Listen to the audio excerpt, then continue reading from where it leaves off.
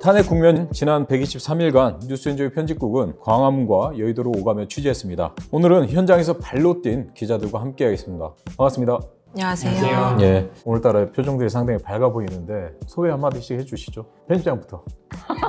전 다 듣고 하면 안 될까요? 그렇게 하시죠. 예. 일단 너무 기쁘고요. 저는 탄핵 반대 집회에 있었는데 차마 기쁜 티를 내지 못해가지고 다 끝나고 나서 회사로 복귀한 다음에 기쁜 마음을 표출했는데 주말 내내 오랜만에 편안하게 잘 수 있는 시간이었습니다. 저는 밤에 누웠는데 여러 생각들이 오가더라고요. 그동안 시민분들 고생했던 것도 떠오르고 해서 새로운 세상은 어떤 세상일까라는 고민을 안고 잠에 들었습니다. 저도 홀가분한 기분, 이제야 막 주변에 봄꽃도 보이고 날씨도 따뜻한 게 느껴지고 하더라고요.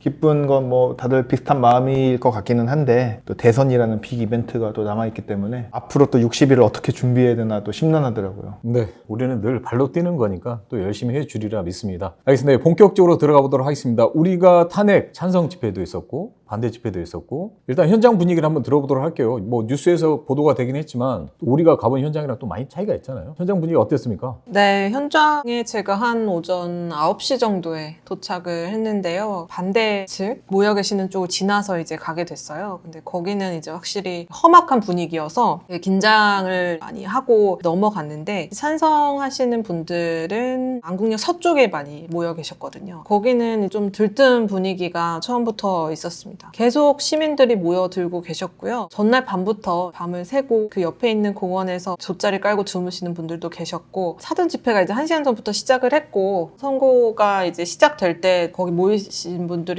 숨을 죽이면서 선고를 지켜봤는데 이미 시민분들은 선고 결정을 확신을 하고 계셨다고 생각이 들 정도로 밝은 분위기, 표정 이런 것들이 엿보였습니다. 정말 다양한 분들이 오셔가지고 뭐 깽가리도 치시고 이런저런 팻말도 많이 보이고 곳곳에 나무나 중앙분리대 같은데 리본 같은 것도 걸어놓으시고 그동안 이제 시민들이 광장에서 바꿔왔던 그런 광장의 문화들을 여기서 이제 꽃피우는구나 굉장히 즐겁게 선고를 지켜봤던 것 같아요. 네, 화면 선고가 나왔을 때 분위기도 어땠을까요? 처음에 결정문 읽으면서 탄핵소추안이 적법하다는 얘기부터 해가지고 각 요건들에 대해서 판단을 했었는데 적법합니다 이런 얘기가 나올 때마다 굉장히 그런 환호성 같은 게 계속 터져 나왔고 또 한편으로는 이제 두 손을 모으면서 기도하시는 분들도 계셨고 근데 계속 이제 전개가 되면서는 확신이 있으셨던 것 같아요. 인용이 될 거라는 들뜬 분위기가 계속 되다가 위법하다라는 얘기가 나왔을 때 다들 일어나셔가지고 소리 지르시고 하면 선고한다라는 게 나오기 전부터 이미 현장은 축제 분위기였습니다. 네, 기사를 보니까 그 현장에도 교계 단체들이 가 있었더라고요. 어디 나왔나요? 에큐메니컬 진영에서 활동하는 단체들이 많이 보였고요. 기독교 반성폭력센터라든지 거리에서 기도회 진행해왔던 시국행동도 깃발을 들고 나왔습니다. 선고가 있고 난 다음에 따로 뭐 행사 같은 것도 했나요? 선고 이후에는 행진이 있었습니다. 아무래도 이 시간만을 기다려오신 시민분들이 많으시니까 뭐 파면 정식 먹겠다 이런 계획도 많이 세웠잖아요. 그래서 많이 그쪽으로 가신 것 같아요. 뿔뿔이 흩어져서 이제 식사도 하시고 음료도 드시고 하셨던 게 아닐까? 네.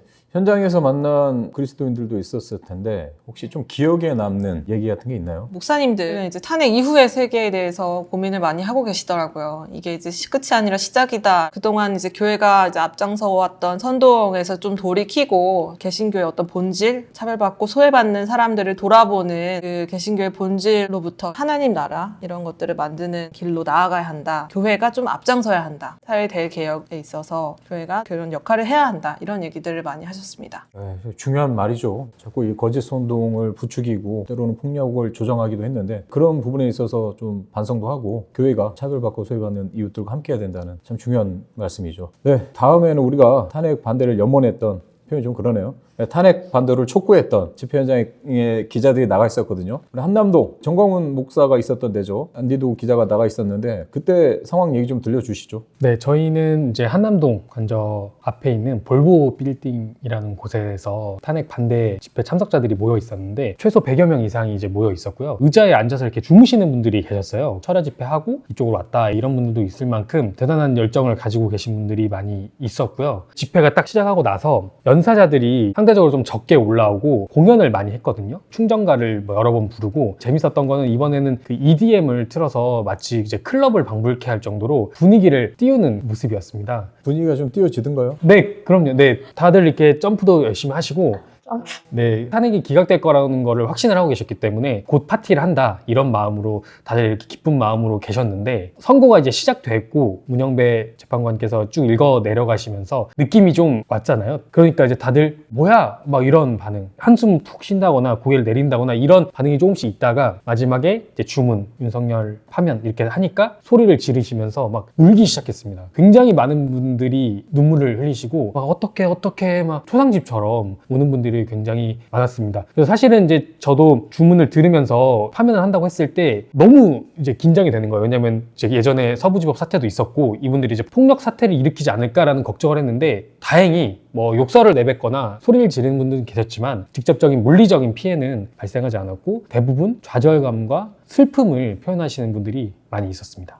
이번에 현장 취재진을 폭행하거나 물리적으로 가하거나 그런 거는 없었나요? 전혀 없었고 경찰 인력이 굉장히 많았거든요. 그래서 혹시라도 폭행을 당했을 때 경찰들이 제지를 해주겠다라는 좀 안정감도 어느 정도 있었고요. 도로가로 가니까 꽤 많은 구급차들이 대기를 하고 있더라고요. 제가 봤을 때 당시 상황은 만장일치로 그러니까 8대 0으로 파면이 되었잖아요. 그러니까 주최 측도 굉장히 당황한 모습이 역력했습니다. 집회를 이어가지를 못하고 정적이 이렇게 순간 흘렀어요. 그러니까 약간 배신감을 느끼신 분도 있었나 봐요. 그러면서 막 화를 내면서 떠나는 분도 있고 했는데 그 주최자들은 가만히 자기들끼리 얘기하는 그런 모습이 포착이 되었고 또 한 가지 재밌는 건 그렇게 하고 나서 정광 목사가 마이크를 잡더니 마치 이 사태를 모두 예견했다라는 네, 이미 다 알고 있었다.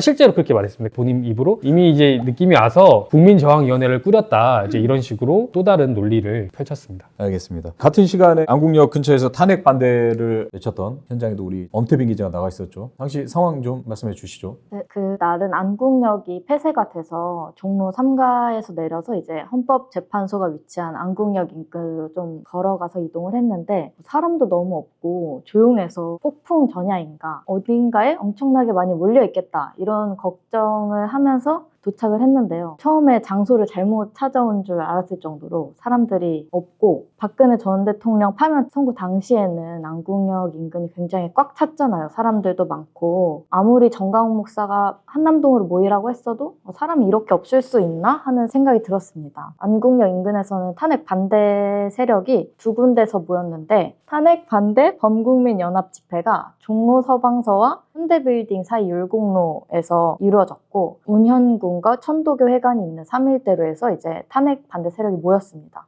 3일대로 쪽은 어수선한 분위기였고요. 아무래도 집결한 사람들을 이끄는 사람이 없으니까 스크린도 없고 모인 사람들의 특징이라고 하면 뭐 태극기와 성조기를 손에 들고 있었고 중간 연령층이 없었다는 점도 특징인 것 같은데 청년들이거나 노년층이 굉장히 많이 눈에 띄었습니다. 뭐 유튜버들도 굉장히 많았고 탄핵 찬성 집회에는 다양한 분들이 많이 오셨다고 했는데 여기는 비슷한 집단이 좀 모인 것이 아닌가라는 생각이 들었습니다. 선고 1시간 정도까지는 사람들이 많지 않았는데요. 60대 이상으로 추정되시는 해병대 전후의 분들 한 20여 분 정도가 갑자기 탄핵 기각을 외치면서 낙원상가 쪽부터 이렇게 행진을 해 오시더라고요. 뭐 그때 그분들이 탄핵 기각을 외치니까 사람들이 박수도 치고 탄핵 기각을 같이 외치는 장면이 연출됐는데 탄핵 선고 전까지도 다 뿔뿔이 흩어져 있다가 어떤 청년들을 중심으로 확성기를 틀고 확성기를 통해서 선고 방송을 같이 듣는 이렇게 몰려서 듣는 장면이 연출이 됐거든요. 심각한 분위기에서 이제 파면을 선고한다라고 하자 사람들이 말을 잃고 주저앉거나 우시는 분들도 계셨고 이제 독재 국가가 시작되는 거다. 잘했다. 뭐또 공산당 놈들이 나라 팔아먹는다 이런 이야기들이 나왔고요. 폴리스 라인이 쳐져 있는 쪽을 막 두들기면서 이제 우리 새끼들 어떡하냐 이 나라 이제 망했다 이렇게 하면서 우시는 분들도 계셨고 유혈 사태는 벌어지진 않았는데 방독면을 쓰고 좀 무장을 한 남성이 경찰버스 앞 유리창을 깨서 그 자리에 체포되는 사태도 발생했습니다. 네. 특히 이제 탄핵 반대 현장에 나와 있던 기자분들의 얘기를 들으면서 한 가지 좀 드는 생각이 이게 언론이 문제다. 왜냐하면 헌법과 질서, 그리고 정의의 문제를 5대5로 그 믿음의 영역으로 치환해버렸잖아요. 그러니까 마치 이 사안이 논쟁이 필요한 것처럼 프레임을 짜고 갔고 급기야 한 언론에서는 5대3 기각설 보도까지 냈잖아요. 그러다 보니까 사람들이 이거를 진짜 자기의 믿음의 영역으로 생각을 하니까 파면이 당연한 건데 그렇게 이제 기각이 안 나오니까는 저런 분노 반응들이 나온 게 아닌가 싶거든요. 이 언론의 보도 문제점 중립적인 듯 하면서 마치 이 정의 문제를 5대5로 가져가는 이 중립적인 보도 행태 어떻게 보십니까? 우리 편집장. 나쁘게 보죠. 네.